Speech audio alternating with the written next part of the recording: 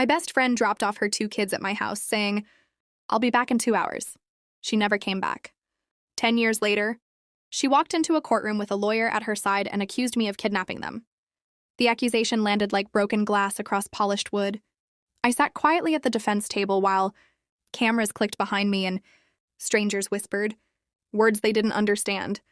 Across the room, Melissa avoided my eyes. The same woman who had stood on my porch a decade earlier with mascara streaked down her face, 2 frightened children clutching her coat, and a promise that lasted less than an afternoon. I still remembered the sound of her car disappearing down my street that day. I also remembered waiting. 2 hours became 2 days. 2 days became 2 months. Then years. The judge asked if I had anything to say. Without a word, I slid a sealed envelope across the table. He opened it, read the contents, and his expression changed instantly. After a long silence, he looked up at me and asked, "Do they know?" I met his eyes. "Not yet. My name is Claire Bennett, and for most of my life, people confused quietness with weakness. Melissa and I had been best friends since university.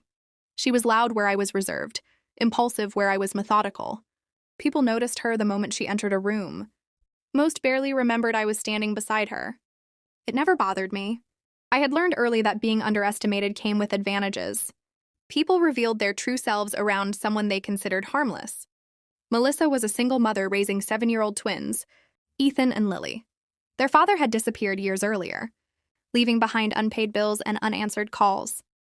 During difficult months, I helped where I could, babysitting after work, bringing groceries, attending school events when Melissa was too busy to make it.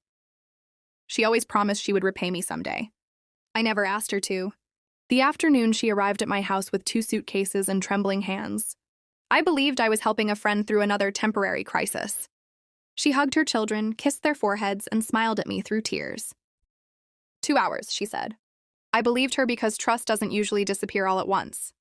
It disappears one excuse, one unanswered call, and one empty promise at a time. By the time I realized she wasn't coming back, the children had already started asking me when their mother was coming home. I never had an answer that felt kind enough to say out loud. For the first few weeks, I defended Melissa to everyone, including myself. When Ethan asked why his mother's phone went straight to voicemail, I said she was traveling for work. When Lily cried herself to sleep holding the stuffed rabbit Melissa had left behind, I promised her that some adults simply took longer to come home than they should. I believed that explanation for almost 3 months. Then the postcards started arriving. No return address. No phone number. Just short messages written in Melissa's familiar handwriting. "Tell them Mommy loves them. Things are complicated right now. Soon." Never a date. Never a promise she intended to keep.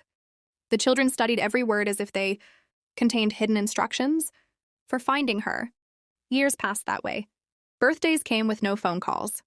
School graduations passed without an empty seat being filled. Every Christmas morning began with the same glance toward the front door before acceptance quietly settled in once again.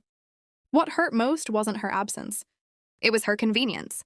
Every few years, a message would appear, asking for photographs of the children or updates on their lives.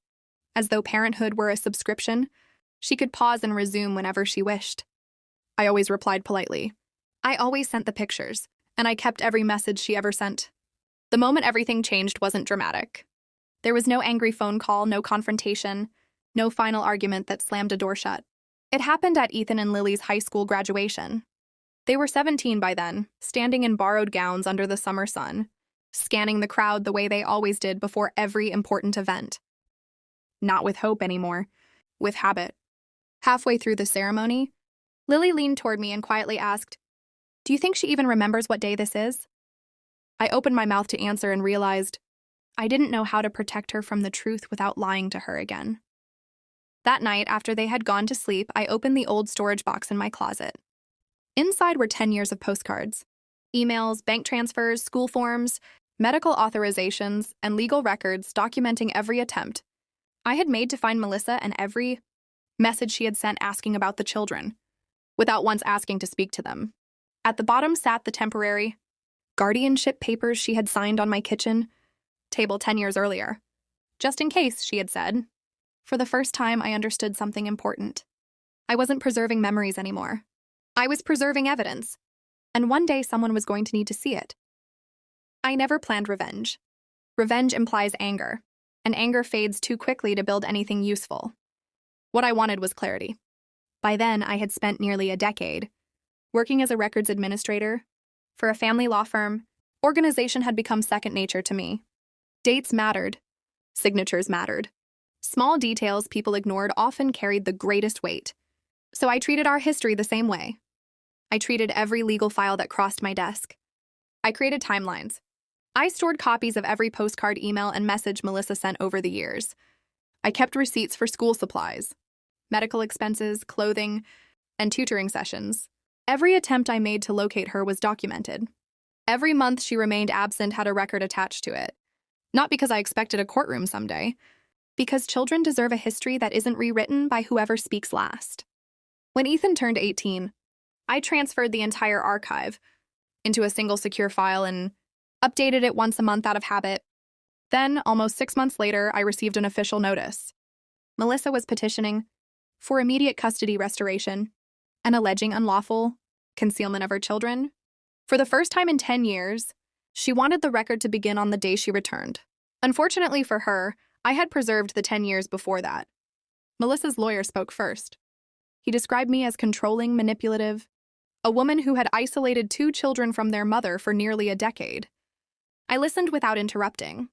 Across the room, Melissa stared at the table instead of at the twins sitting behind me. The judge asked why she had waited 10 years to file her claim.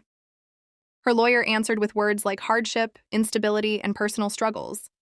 Then it was my turn. I stood, walked to the clerk's desk, and placed a single envelope in front of the judge. Inside was not one document, but hundreds. The guardianship agreement bearing Melissa's signature. Copies of every postcard. Records of unanswered calls and unopened letters. Financial statements showing 10 years of support. School records listing emergency contacts she never responded to. Medical forms signed by me because no one else was there to sign them. The courtroom grew quieter with every page he turned. Melissa finally looked at me. Not angrily, nervously. The judge reached the last document in the file, a recent message from Melissa asking for the twins' university plans and current addresses. No greeting, no apology, just information. He lowered the paper slowly and looked toward me. Do they know? I glanced back at Ethan and Lily. Not yet. For the first time in 10 years, the silence belonged to her. The ruling itself was almost anticlimactic. The court dismissed Melissa's accusations within the hour. The evidence was too complete, the timeline too clear, the absences too long to explain away.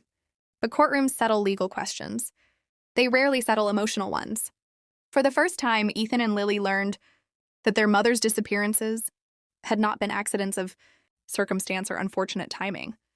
They learned about the postcards sent without return addresses, the messages asking for updates instead of conversations, and the years she had chosen distance over responsibility. Neither of them cried. That somehow made it harder to watch. Melissa's reputation suffered quietly, not because I exposed her, but because the truth finally stopped needing my protection. As for me, I discovered something unexpected. Carrying someone else's secrets is exhausting work. For 10 years, I had protected her image because I believed children deserved hope, even imperfect hope. But hope built on silence eventually becomes another form of loneliness. People often imagine justice as a loud thing, dramatic speeches, slammed doors, public apologies. Most of the time it isn't. Sometimes justice is simply refusing to let someone rewrite the story you survived. The weeks after the hearing were quieter than I expected. Melissa disappeared again, though this time no one waited by the window for her return. Ethan left for university that autumn to study engineering. Lily chose psychology, saying she wanted to understand why people leave and why others stay. For the first time in years, their futures felt larger than their questions. One evening, months after the trial, Ethan found me in the kitchen and asked, "Why didn't you tell us the truth sooner?" I thought about that for a long moment. Because children deserve the chance to love their parents without carrying their parents' failures. He nodded as though he understood more than his age should have allowed. Maybe he did. As for me, I stopped keeping the old box in the closet. Not because the memories disappeared. Because they no longer needed guarding. People think winning means watching someone else lose. It doesn't. Sometimes winning is raising the children someone abandoned and discovering, years later, that they grew into extraordinary people anyway. Melissa gave them life. I gave them a home. And in the end, the children decided for themselves which one mattered more.